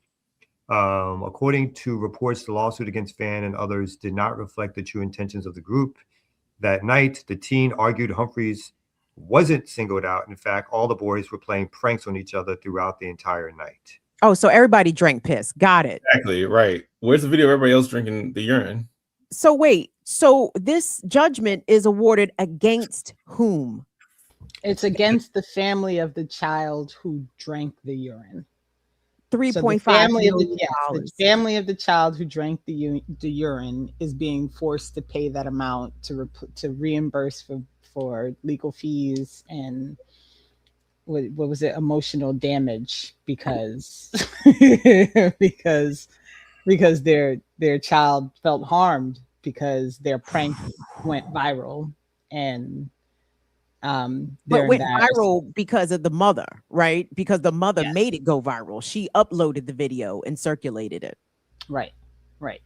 And so the child's humiliation, not her own son's. Right. Wait. No. The mother of the child who drank the urine is the one who posted the video. Oh God! Why did she do that? Because she was her fault. Well, because she was like, "Look at what happened to my child, and the school won't do anything because they're saying that it didn't happen at school. What do we do? Like, what do we do? What do we do? What do we do?" So the backlash that resulted in for the person who did the prank, they are being reimbursed for that. Yeah. Sounds about white. There's so much wrong, clearly wrong. But just, I mean, this child and the victimized child is not at fault, nor are their parents. But at the same time, please do not. Your children are not safe. I understand they may have white friends. I have white friends. But for God's grace, did nothing bad ever happen when I went over my white friend's house? Like your black children are not safe in all white spaces. I don't care how nice their parents are. Don't do that. Morris Brown College. Nigga, right. We talking about children here, little kids, not college age. What kids. college got to do? What does your Morris Brown College got to do with? Just saying, putting them in a room uncomfortable with a bunch of white people. But anyway, that's just a wild. That's wild, man. Yeah, there's more. Maybe we can play it tomorrow. Like somebody's actually interviewing the white kid and his family on Fox News, of course, and again portraying them as the victims. They're the victims. And the vindicated party and all of this, and how did they feel? So, and I mean, and how many news stories over the past several years have we talked about a black person being the only black in the mix of whites, and either that person ended up dead or ended up deeply harmed, injured, or traumatized because they not say because they wanted to, but they ended up being the only black person in a collection of whites and thought that they was amongst their white friends. No. This is America, baby. Always a bad idea. Yeah. No, sir. Woo. All right. So why don't we let Evan go first? Yeah, Evan always has a long list of he keeping us up to date on the calendar, Air Doctor. The whole calendar over there. My goodness. You need help doing this, or you got it? I thought you were gonna do it. You're not gonna produce. No, you know how to do this. Like you got access to do all this. Step your game up, kid. Oh damn! Things change right away, man. You know what I'm saying? That's my stuff, but it's cool. That's how the elders do you, Evan. Sink or swim. You know what I'm saying? Throw you in the pool. All good. So just want to highlight this it's a write-up of a speech that Ajamu gave very recently, the Anti-imperialist imperative, confronting globalized fascism. We don't have time to read all of this, but really the crux of it, and I encourage everyone to read this in full detail, but the crux of it is Ajamu laying out, right, that we're at a moment of decisive historical rupture. As he said, this is not a moment of policy disagreement. It's not a moment of partisan confusion among anti-imperialists, or even simply a crisis of democracy. We are in the midst of a deepening capitalist crisis so profound that capital has abandoned even the performance of its commitment to liberal Enlightenment values. He goes on to say, right, that the doctrine now is simple: full spectrum dominance by any means necessary, right? And when the empire adopts that posture, clarity becomes a revolutionary obligation. It is imperative, especially for those of us operating in the imperial core, that we understand something fundamental at a moment like this, right? We don't have time for nuanced positions, right? Or positions that, try to compromise with these reactionaries. We have to be, resolute. We have to be clear. And that's what this piece is really about. So I will leave it there. Obviously we don't have time. This is a longer piece, right? But please engage with this. This is an important, this is an important moment, right? And these struggles nationally and internationally are deeply connected, and we must address them as such. So that's the first one. And then let me see if we can do it just like this. Nah, we can't. So I got to reshare. And then I do want to share this upcoming ASSG from PACA. Again, these can be shared in the chat. Unpacking the history of Black radical tradition, coming up this Wednesday, February 25th from 7 to 9 p.m. Again, in person at the Black Workers and Wellness Center, or online if you can't make it in person, please join us with the link. And really what we're going to do here is really excavate, right, our Black radical tradition, and really kind of talk about all the elements that are often like left out, right? We're in Black History Month still, right? And what we get is a little MLK, even less Malcolm X, right? And all perversions of the like, right? We want to actually take some time and engage with this Black radical history and highlight all the elements that are often left out, as the state often tries to do with our history. So that's all I have for my updates or calendar. All right. Yo, not bad. We need some of our Puerto Rican people to come up and talk about the passing of Willie Colon, the salsa. I don't know if he invented salsa, but he was a pivotal musician in salsa music. But then he turned into a trumper. Oh. Very sad thing. Very sad thing. But they can always come back Thursday for classical breakdown as we explore the music of Marvin Gaye. Yes. Maybe we do Willie Colon next week. I don't know nothing about it. That'll be your week, so we'll figure it out. But the salsa be jamming though. So I didn't say it didn't. I did not say it didn't. Just like we used to talk about jazz and stuff, I was like, I gotta do a lot of deep diving and research on that one. Renee, what we got coming up? Sorry, I be getting stuff on the phone about stuff we're talking about, and I'm so distracted. I'm sorry, y'all. But I just got a thing texting you. Well, because I'm in the Discord. So somebody literally in the Discord, because they're watching us right now, dropped in an article from Fortune that's titled "Discord Cuts Ties with Peter Thiel VAC verification software after its code was found tied to U.S. surveillance efforts." So I find this fascinating, and now I want to read this article, and shout out to John for posting it for me. But now I'm like, oh, but this is to me, this is good news, because Discord was about to be on the chopping block for me. So I got to read this. But sorry. This week, we're going to be joined by Lawrence Grand Prix from Leaders of a Beautiful Struggle. He's coming back so we can keep talking about community organizing and what's happening in the world with nonviolence and what Niggas of a Beautiful Struggle are up to.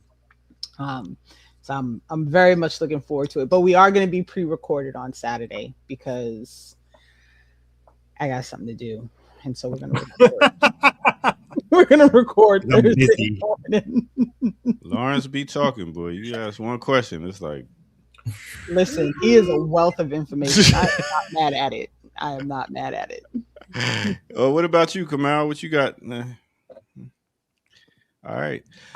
Kim Brown, Burn It Down. We coming back this month or waiting into the next month, right? Oh, well, we're not at the end of the month yet. So let's get to the end of the month and we'll reassess. All right. Well, guess what, y'all? It's 10 o'clock on the Didot, and you know how I do. About to unplug his turntables. You know it. He might not even make it off the air. I told you I saw Jazzy Jeff perform. I saw Jazzy Jeff DJ in a club one night, and at the appointed time, not at midnight, not at 12:01. This nigga shut down his shit and unplugged and packed up and left.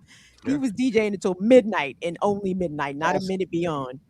So, Air Doctor, real quick, is there a song? Is there like an end of your rotate? Like, is there an end song for you that you like? When I was in college, you always knew that the end of the dance was coming because they played the same song to let everybody know the lights about to come on. What was the song, Renee? Yeah, tell me what it was in New York. That's the one. That's the one that come out singing. Yeah. What Everybody is it? know that's the end song. What's his name?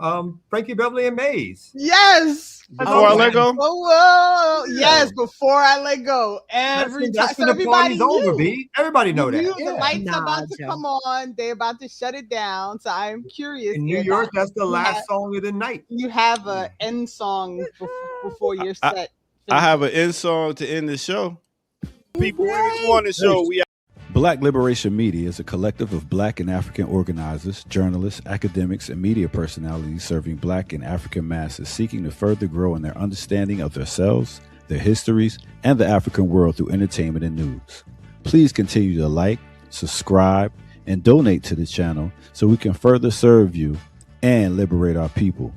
You can also go to blkliberationmedia.org, get some merchandise, and also become a Patreon member and a member from the YouTube.